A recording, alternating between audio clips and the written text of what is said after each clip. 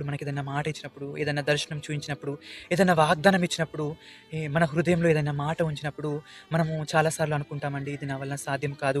నేనున్న సిట్యుయేషన్ ఏంటి? దేవుడు చూపించేది ఎంతో గొప్పది. అది నా వల్ల అసాధ్యం అని చెప్పి అనుకునే వారిగా ఉంటాము. ఎందుకంటే మనము లాజికల్‌గా మానవ రీత్యా ఆలోచించి అది అసాధ్యం అనుకునే వారిగా ఉంటామండి. కానీ యేసు ప్రభువు మత్తయి సువార్త 19 అధ్యాయం 26 వచనంలో శిష్యులతో చెప్తూ, ఇది మనుషులకు అసాధ్యమే కానీ దేవునికి సమస్తం సాధ్యమని చెప్పి అంటాడండి.